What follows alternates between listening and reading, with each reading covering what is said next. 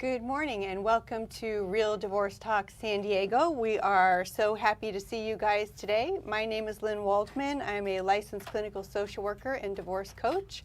And you can find my website at divorcecounselingcenter.com. And I would love to introduce my co-host, Shawn Skillin, family law attorney. And Shawn's website is shawnskillinlaw.com. Mark Hill, Certified Divorce Financial Analyst, and Mark's website is packdivorce.com. And we have a divorce options workshop coming up where you can get all of your questions, most of your questions about divorce answered. Don't want to overpromise. It is the first Saturday of every month. So this Saturday it's May 4th at 9 o'clock in Carmel Valley. And you can find more information about that at collaborativefamilylawsandiego.com. or call 858-472-4022. And please feel free to type in or write in any questions today during our show. And our topic today is divorce, the basics. Where do you start? So we are excited to have this conversation today about divorce and the basics. And I think one of the first questions people often have is, how do I tell my spouse? So that is a super difficult question and topic, and I'm sure you guys get it as often as I do. Mm-hmm. So when I have clients who are thinking of telling their spouse about divorce, you know, it's emotional, it's life-changing, it's life-upending, and there is no easy or best way to tell your spouse. I do think that sometimes it helps to come in for counseling. I have helped many people with that, sometimes developing a script and being prepared for difficult emotions. When there's kids involved, how are you going to explain it to the kids? You know, the first step is telling your spouse and kind of letting that information sink in. So it actually could take more than one conversation. What would you guys say about it from your perspectives and the experiences you've had? Well, I think the first question to ask is, do you, in essence, know where your spouse is in the process? Have you had conversations about divorce? Is this going to come out of the blue? Is it something that you've had fights about and both of you have raised it? The biggest challenge that I find with divorce is when one decided 3 years ago that they wanted a divorce but never told their spouse. And so they announce it, and emotionally they're down the road. Mm-hmm. They're done with it. They're focusing on their new life. The other spouse is going, well, wait a minute, what happened? What have I got to do to get them to come back into the marriage? Mm-hmm. And the challenge of getting them to the same point where they're not just willing but capable of addressing all the things that need to be done in a divorce can take some time. And of course the person that's already decided they're done with the relationship, they are kind of frustrated because they see it as foot dragging on behalf of the other person. Yes, and you know, you just reminded me, one of the things I offer couples is called Discernment Counseling. I think we've mentioned it before on the show. Yeah. You know, when you've been married for so long, you know, Discernment Counseling is where clients come in for up to 5 sessions to talk about the state of their marriage. So it's not marriage therapy where you're trying to get one person to behave differently or to take responsibility. It's just solely for just taking the time to look at the state of your marriage. And there are 3 paths that people could take: stay as it is, divorce and separation, or 6 months commitment to marriage therapy. So, you know, when you've been married for that long, and like you said, one person may be so far ahead, sometimes it's helpful and it can smooth the way for the rest of the divorce process if they've had the opportunity to actually talk about why the marriage is ending. Yeah, I can. I think the most difficult cases that I see in my office are the ones where they had a big fight and they hadn't really talked about divorce before, and it hadn't necessarily been slowly simmering, but somebody got in a big fight, maybe they've both been unhappy, and then, you know, Monday they get in a fight Friday, Monday they're calling my office and they want to see me on Tuesday. And so they come in on Tuesday and everybody's just so emotionally amped that it's really difficult to get anything done in any kind of like sane way that's going to stick. So I think it's better if you've carefully considered it. It's also not uncommon for me to talk to people on and off for years, 5, 6, 7 years before somebody really is ready to ask their spouse for the divorce and to move ahead. Maybe they've been, trying to start up a career, maybe they've been waiting for the kids to reach a certain age or a certain milestone.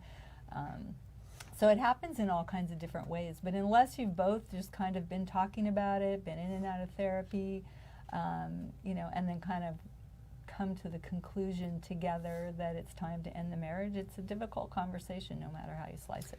And I am really curious, Shawn, and I know I've asked you about this before. It may be because there's no clear answer. Not sure what she's talking about. Well, I've had clients who want to get divorced, but they're so worried about the emotional reaction of telling the spouse, and they have kids, and they don't want the kids to be exposed to this, what they're worried about is going to be an explosive reaction by the other spouse. They want to get the kids out of the house while they are telling their spouse. I mean, how do you, legally, what about the kids? Well, it's funny because people always say, well, how do I tell my spouse? And, I don't know how they're going to react. And I would say, I don't know how they're going to react. You know them better than I do. I mean, people do know their spouse. Yeah. They have some prediction of what is going to happen based on how they've taken bad news in the past. And they're probably going to take the news about the divorce in the same way. If there's a concern about an explosive reaction that would be considered domestic violence, whether that's yelling, it doesn't have to be hitting, it can be, yelling, screaming, threatening behavior that frightens the children or the other spouse, then you need to plan for that. And maybe the kids go over to grandma's for the weekend, or a neighbor's for the weekend, or sleepover for the weekend or something, so that you can have the conversation and allow time for things to settle out. If there's a true domestic violence issue, then you have to have a safety plan, and that needs to be planned in advance for both you and your children, and you need a safe way to get out and a safe place to stay, and perhaps a restraining order ready to go. So those considerations do have to come into effect. Mm-hmm. There's a saying from my industry. I'm a certified financial planner as well as a certified divorce financial analyst, and we say people do not plan to fail, they just fail to plan. And that's what happens with divorce. If you can be strategic about it, if you can take the approach that, okay, this is going to happen, I don't like it, but what is my best outcome? What do I like to achieve? And that should help you focus on the process side of it. Because you're right, Shawn, when they have a blow up and an anger, what's the first thing somebody does? I need an aggressive attorney to protect me and make sure that I don't get screwed in this process. Now, if you hire an aggressive attorney, what's your spouse going to do? They've got no choice but to do the same thing, and then you're on what we call the divorce escalator. So part of this is having a plan to, after you say, I want to go forward with the divorce, is say, now we've got to decide how we want to divorce. Before we start going hiring attorneys, that's certainly an option. We can go there, but at the same time, I understand there are different options. Can we explore those?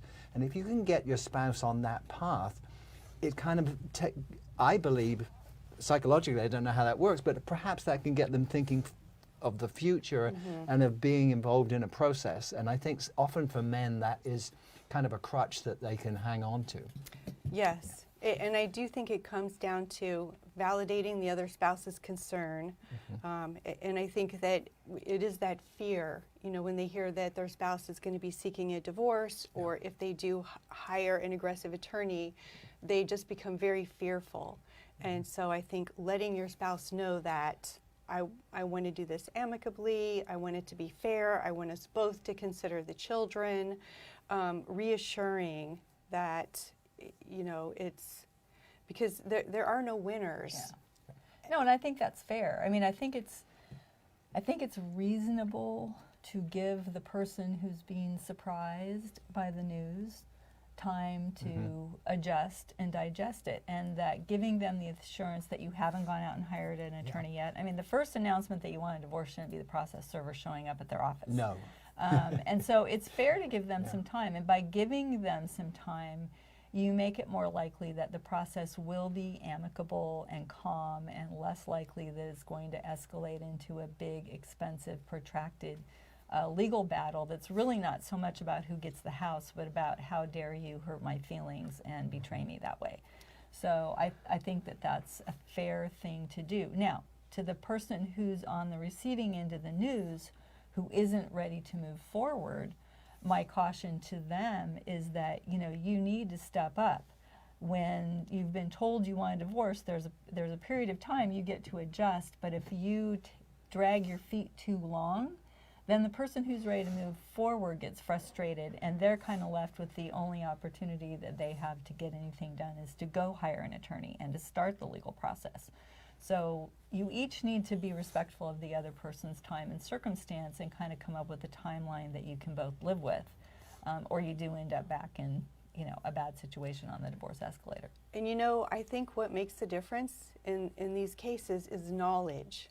The more knowledge you have about your options, and like you were saying, Mark, the process, the better it's going to go, because this is new for people who've never been through it before.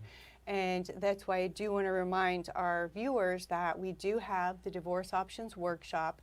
It's 3 hours. You would have a certified financial analyst like Mark presenting, and sometimes he does. Shawn Skillin, family law attorney, often presents, as well as I do.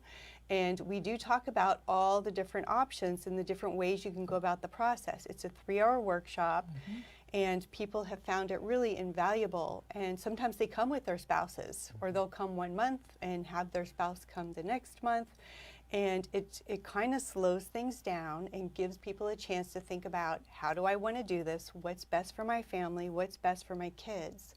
Because really, I mean, we say it all the time, that the next big decision you make after you've decided you want the divorce is, how are we going to get the divorce? Are we going to mediate? Are we going to do collaborative divorce? Are we going to both hire litigators and just go for it in court?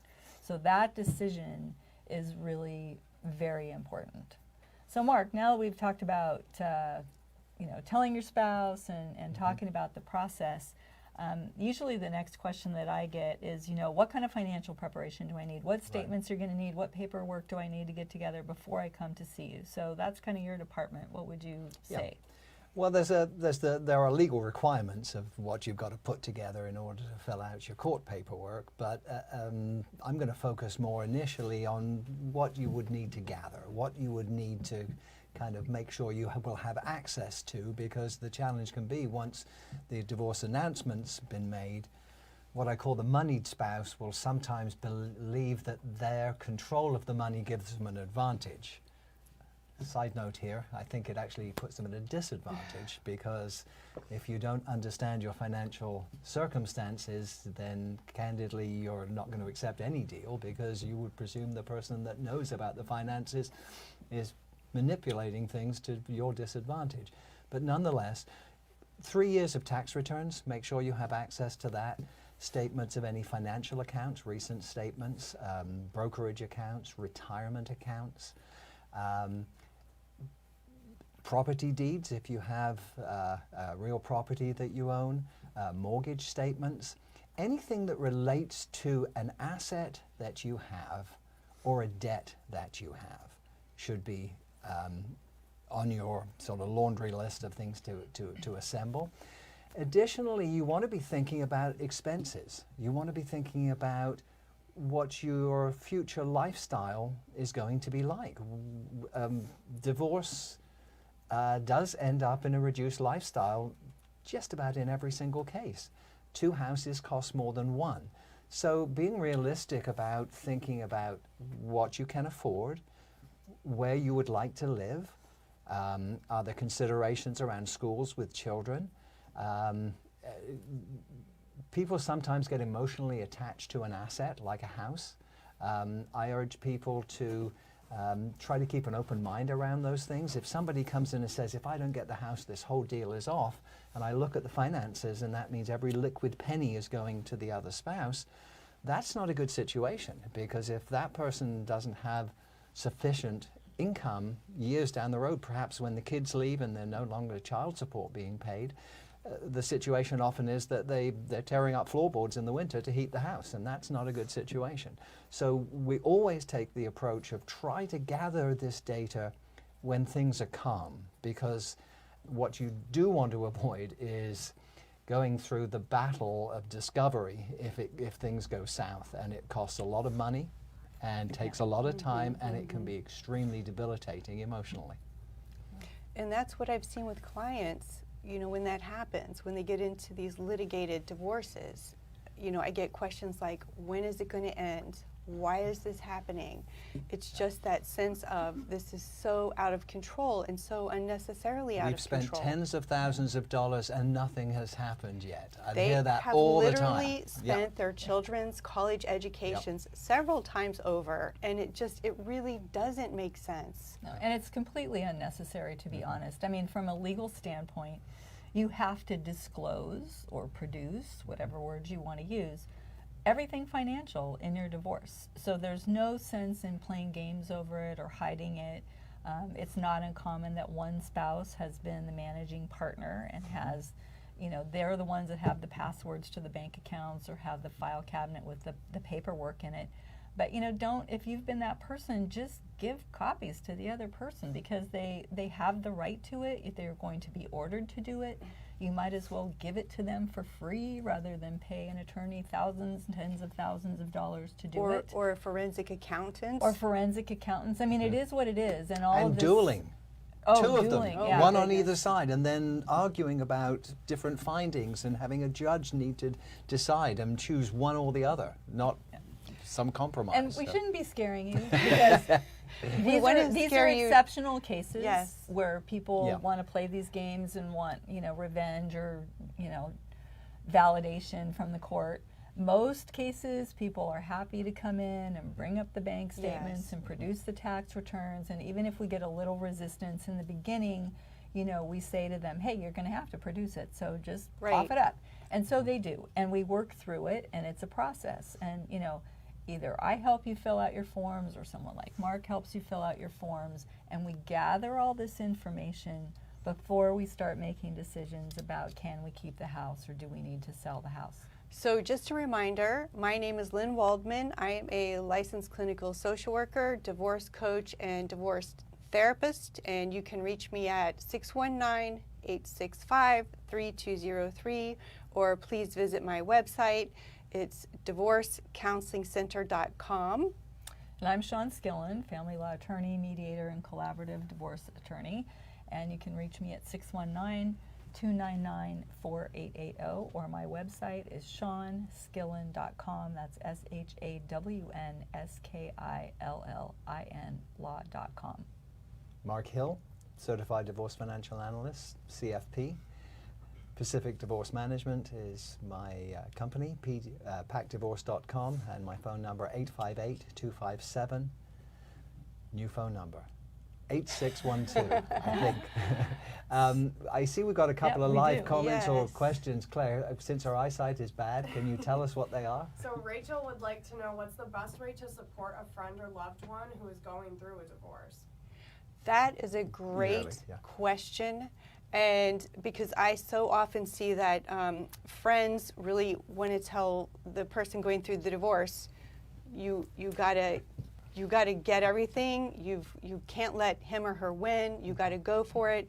Moms will tell their adult children, you have to fight this. And so I would say to give advice that's along the lines of, how amicable can you be? How can you support your co-parent?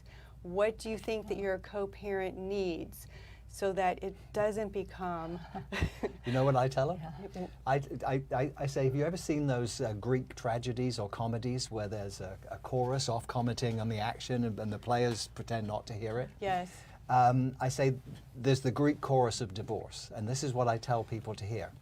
Blah, blah, blah, blah, blah, blah. We love you. We want the best for you. We're really worried for you. Blah, blah, blah, blah. Exactly. The advice will mostly be unproductive or inappropriate. I had one client who came in very angry with me one day that I'd not told her certain things. She talked to a friend of hers who was getting divorced on the East Coast. The friend was in Connecticut. The rules are totally different in Connecticut than they are in California. She didn't know this. So, equitable division state versus a community property state. The rules are different. So again, be very careful, A, what you see on the internet. Some of it may be appropriate, some of it's really good, but a lot of it's wrong. And B, your friends, much as they're trying, and family, much as they're trying to help you, will not always lead you in the right direction. Yeah. I think your best friend in a divorce is the person that helps keep you calm and centered. And so if you want to support your friend or loved one going through divorce, you know, be their rock of Gibraltar, tell them it's going to be okay, help them, you know, practice good self-care, get rest, get food, get some exercise, encourage them to do that, and encourage them to do what they need to do, like gather their documents, talk to the appropriate professionals, but don't get them all ramped up about, you know, you got to get that son of a gun and you got to get everything you can. Just, you know, try and keep them calm. They really need somebody to help them stay in a nice, calm, level space. So I see that somebody also is asking again when the workshop is. It's the first Saturday of every month. So this next month is May 4th, again from 9 to 12 in Carmel Valley, collaborativepracticesandiego.com. And Lynn, what's the phone number? 858-472-4022. Also, feel free to call any of us. We're happy to give you information about the workshop and send you the link. And the workshop's $25. You can sign up online. You can go in through Meetup. You can go in through the website, or you can call. You can also just show up and register when you get there. It's not a problem. Yes. And I've remembered my right phone number now. Oh, please. So 858-257-4612. Sorry, brand new office, just opened it a few weeks back. Yes. Okay, and I see we have another viewer who's asked, who should they talk to first, the attorney, the financial advisor, or the therapist? And we'd probably all give you a different answer. I would probably say me, Martin would probably say him, and Lynn would probably say her.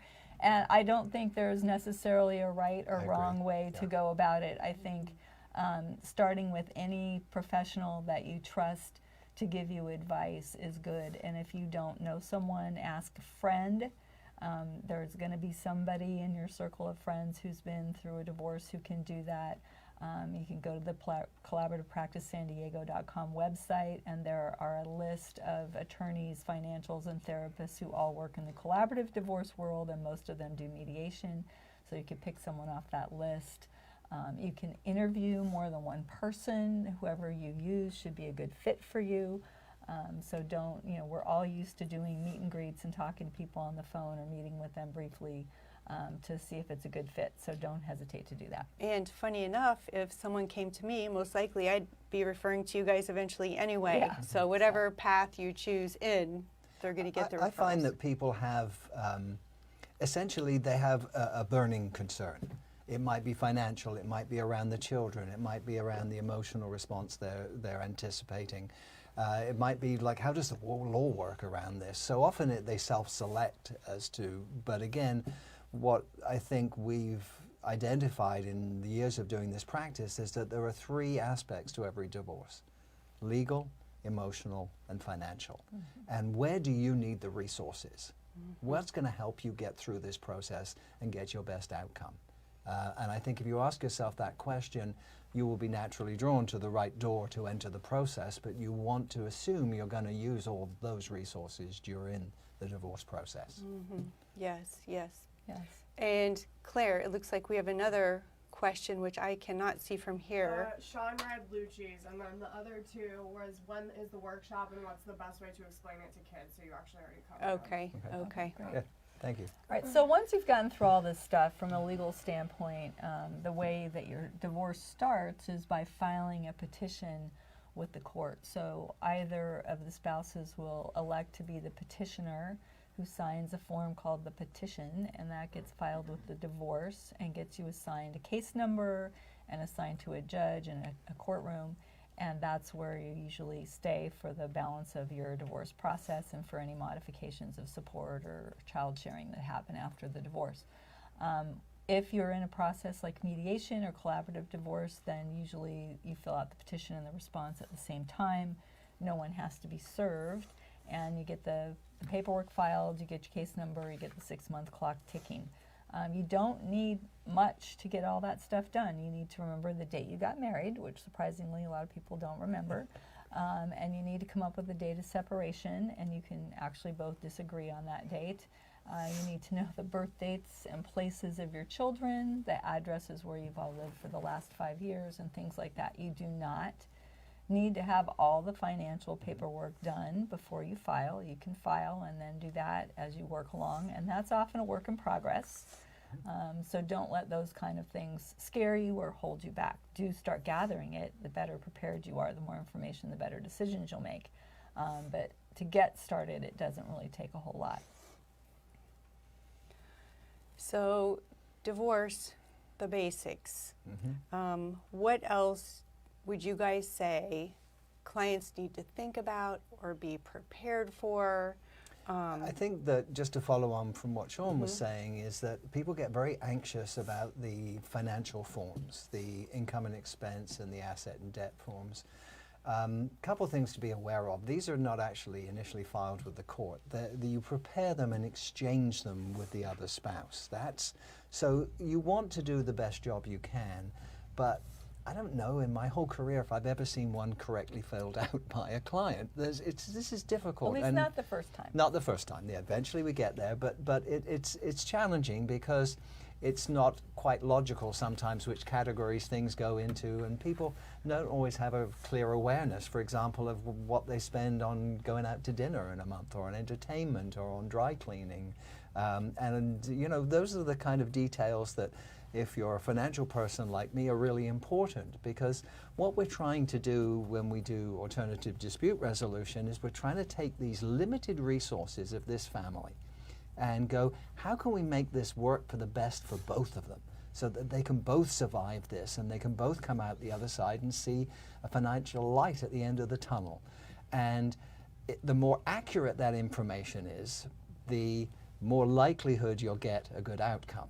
And what people have a tendency to do when they're scared is that they pump up the expenses, because if I can show I need $8,000 a month, then I maybe will get $6,000. But you know, we try to work with realistic numbers and try to have people be conscious of the fact that they can actually create problems by overstating the numbers, because the reaction of the other side will be, well, if they're going to overstate theirs, I'll overstate mine. And suddenly we have a couple who make $10,000 a month who have expenses of $23,000. And how did that work during the marriage? And what happens when one spouse loses a job or decides they don't really want to work so much anymore as they're going through the divorce, and you know, maybe because they don't want to pay as much spousal Well, there's support? two questions in there. Losing a job is different than deciding you want to quit being a high-powered lawyer and become a park ranger. A barista. Why don't you address Not those that there's issues then, anything- Shawn? Yeah, so don't go quit your job or cut your hours to half-time. The court doesn't like that. So you have a legal obligation to support yourself and your family. So if you've been the higher earner, then you're expected to continue to work in your job. You're not expected to go out and get a second job. You know, if you've worked a lot of overtime and things like that, then that's going to be taken into consideration, that you may not be able to work as much overtime if you now have to, you know, take care of the kids on your own half the time, or a third of the time, something like that. So that's a reasonable consideration. But downsizing, cutting back, changing professions to a lower earning job is going to be frowned upon by the court. And they can even impute income at the higher rate if they think you did that intentionally. And for people that don't know, what does that mean, impute income? Means they pretend you're still making, say you had a job where you were making $300,000 a year, and your wife sued you for divorce, and you're like, there's no way in heck that I'm going to pay her spousal support and, you know, work this job. So you tell your boss to demote you to a job where you only make $150,000 a year. And she can prove in court that you asked for that demotion to avoid your support obligations. The court can pretend that you still make $300,000 a year and order support based on that. Now, if you've been the stay-at-home parent and you haven't been working, then the court can order you to seek employment, even if you agreed, because this is what everybody says, well, we agreed that I would stay home with the kids. You're no longer married. That agreement is now invalid, and the court can order you to go out and seek employment. So if you lose your job through no fault of your own, you get laid off, your contract ends, then that's a completely different story. And just like the stay-at-home spouse, the court's going to give you time to go out and find another job. They can order you to seek work and make a certain number of job contacts. But all of that stuff is taken into consideration. This is not an unusual thing in divorce. I mean, during the recession, I had a family I was working with where the husband changed jobs like 5 times during the course of the divorce. So, you know, this happens, you know, fairly regularly in divorces where people lose their job, and we have to deal with it. And so the financial stuff is always a work in progress. You have obligations to update your financial information if things change substantially. So none of that should be, you know, of great concern in not moving forward. Like Mark said, people don't like to do the financial forms. They're not difficult, they're just time consuming, and when you're stressed over the divorce, they can be a little overwhelming. Just get your documents together, bring them into me, bring them into somebody like Mark, and we can help you sort through them probably in half the amount of time that you would be doing them on your own. And so it may well be worth the time and money to pay us to help you do that, because you'll get it done and you'll get it off your plate, and the anxiety over that will go away. I often liken it to when my kids were in high school and they spent much more time procrastinating over doing their homework than it actually took to do the homework itself. And that's what people tend to do with these financial documents, is they procrastinate, and they put it off, and it just creates anxiety for both of them because it's still hanging over their head. So just get them done. And maybe a good skill is decide that you're going to work on those financial documents for 10 minutes. Set a timer. Just do it for 10 minutes. That way you don't have to think about doing it all at once and having it be so overwhelming. Just break it down. You know, when I do my financial reports, there are 3 sections. Issues and concerns wife, issues and concerns husband, and issues and concerns other. And guess who is the other? Because people don't think of this stuff. There's things that they don't do this every day like we do, so they don't know what they don't know. And very often when I sit down with someone, I'll identify an asset they'd either forgotten about or didn't understand was an asset, or was something that they may have an interest in. So those kind of when you have a more complex, say you own real property, say you've owned property before you were married, and then you bought more property when you were married, and you sold property when you were married. The complexities of that are not something that anyone ever thinks about.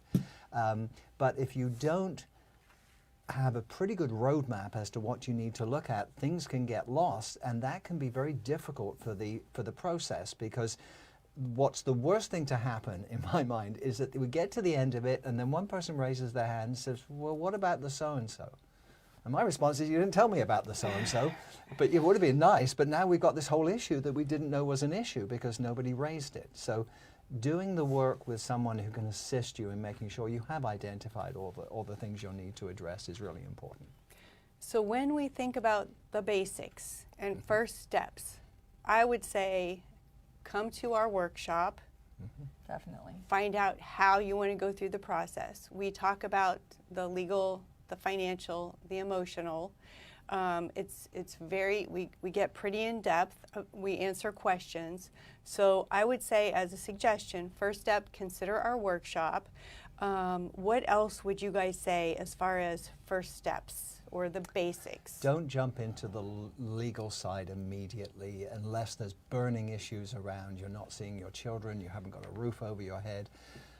One of my favorite authors is a guy called Scott Turow, and he wrote Pleading Guilty, that movie from years ago.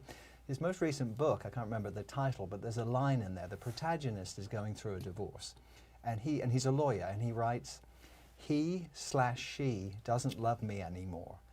That was a reality for which the law had no soothing response." And I think it's a wonderful way of putting it. We think of the law as something, I think of Al Pacino in Justice for All, that we're going to go in front of a judge and you laugh, but that's... No, I know where you're going. I think we go there. We think that this... And the reality is that if you want to see how divorce court works, go down one morning, sit in the back and watch those cases come flowing through and see how much justice for all is actually being delivered at that. I mean, not that the judges don't care and not wanting to do, they're just overwhelmed. Their dockets come at them. And I would say process is where the focus needs to be as you're thinking about the basics. And what one client thinks is justice, the other one won't. So I always say fair is a 4-letter word. Yeah. It's kind of like beauty. It's very much in the eye of the beholder. You know? And you know, the reality is that California is a no-fault state. Yeah. So a lot of the stuff you may think you want the judge to know and to hear, and that you'll get more, or you know, get bigger support or be able to keep the house if the judge only understands, is irrelevant in the state of California. The affairs are irrelevant. You know, whether or not somebody shopped too much at Nordstrom's is probably irrelevant. So a lot of that stuff doesn't even come into the court. And so those are things that are much better dealt with in therapy, in a mediation, in a collaborative divorce where you have a coach and you can deal with some of those emotional issues. The court has guidelines they have to follow, and boy, they're going to follow them cut and dried. That's the way it goes. It's not a very emotionally satisfying process, and emotion is a big part of a divorce, you know, emotional, financial, and legal.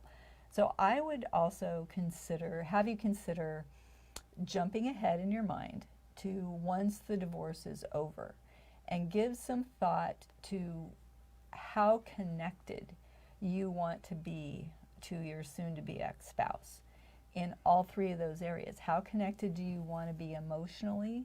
How connected do you want to be financially?